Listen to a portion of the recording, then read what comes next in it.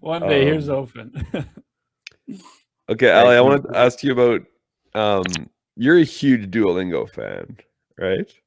Yes, I'm big on Yeah. Duolingo.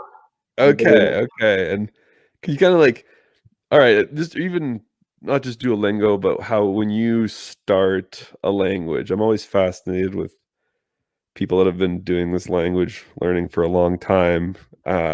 Like, do you start different languages new ways, or do you have like a go-to? Like when you're starting a language on day one, what does that look like for you? So pretty much I dabble in it before. So Okay. when I Yeah. know what I'm getting into, I probably won't feel it at first, so I just drop it.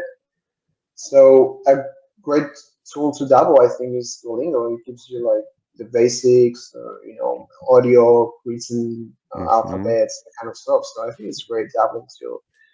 But if it's a language that I already know by proxy, what do I mean by this? If I already speak a language that's similar to it, Yeah.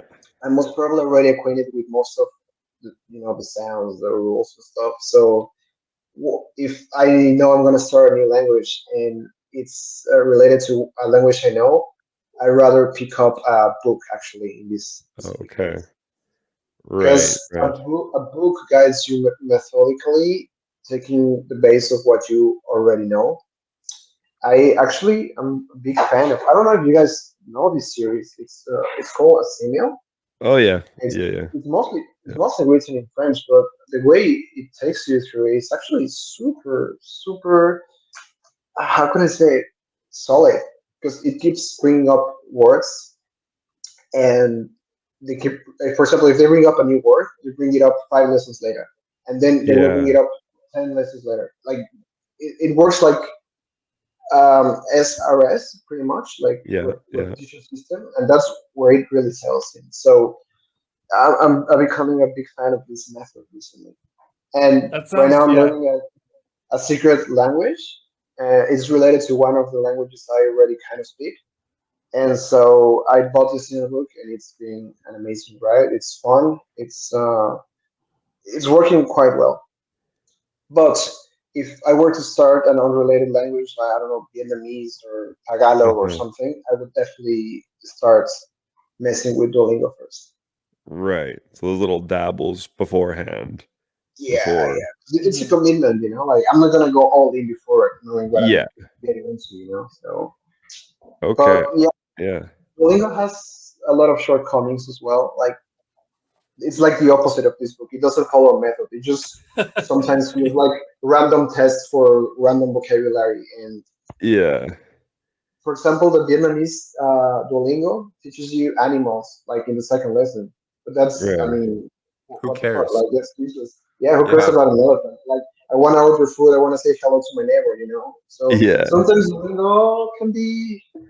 It's something. It's hit or miss. Depends on the language, your goals, a lot of things, to be honest. So I wouldn't necessarily recommend Duolingo 100% of the time.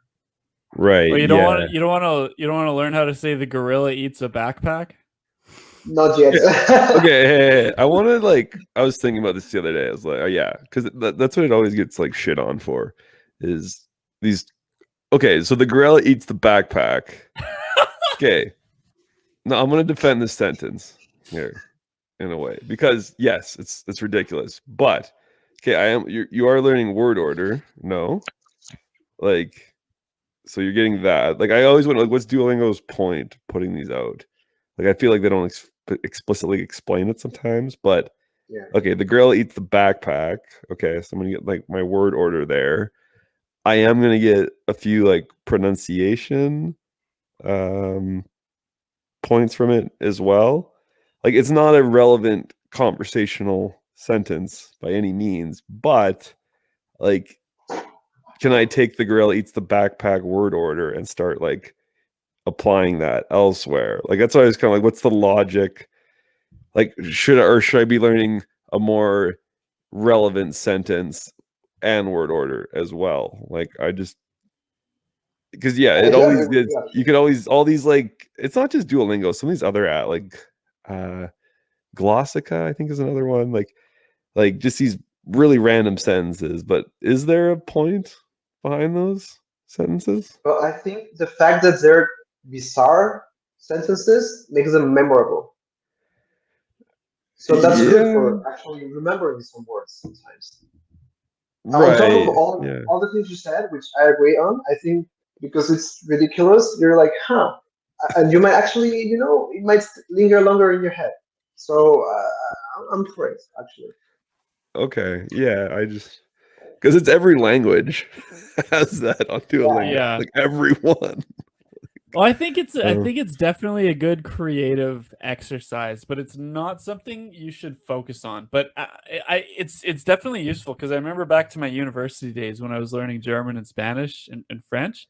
Like I loved doing that. I was always one of like the silliest guys in the class because I was always making like these stupid sentences and like just making everyone laugh and like that was so much fun to do. yeah. yeah. So Just I guess it depends on your personality as well. If you're like Mm. more inclined to that, it might work better for you. But for serious learners, I think the reality backpack might really, yeah, put them off. right. Right. Yeah. Yeah. Like the relevancy part of that. So how long do you stick with Duolingo? Like if you start at when you start learning a language, is it just through the dabbling phase and then you decide, okay, I really want to become serious with this country with this It's language, and then you shift resources, or how does that look like? it's a case by case kind of thing. For example, with Indonesian, there are no resources online. Like it's super hard to find resources. So I had to Uh-huh. stick with Duolingo. I pretty much have no Yeah. choice. I finished the tree already like 3 times. But with other courses like Dutch, for example, I just let it there. I didn't keep going further because I got some books and the books are amazing and go over the points in order, and that works really well for me. So super case by case. Indonesian also has a very simple grammar, like Chinese, for example. So you Uh-huh. don't need to learn grammar with it, and you just need to learn all the vocabulary associated with it, and you're good to go. So yeah, it depends. It depends on the language. Right. Yeah. Sometimes Duolingo is the only game in town if you're Yeah, going for other languages. So like it's ironic with a language like Indonesian where what are there like 100 million speakers, but just how certain like 200, sorry, 200 Yeah, million. there's more than that. Yeah. Yeah, yeah, like a lot. And like and that's even like because I look at like the world's most spoken languages, like I think Yeah, Indonesian is like, Bengali's like seventh, yeah, but there's no Bengali Duolingo course, right? Like exactly. And I've um never met a Bengali speaker in my life, and I've been around. So yeah, yeah. So some like even some of these massive languages have a deficit of yeah, resources, right? So yeah. how's And okay? Okay, I want to ask about Indonesian.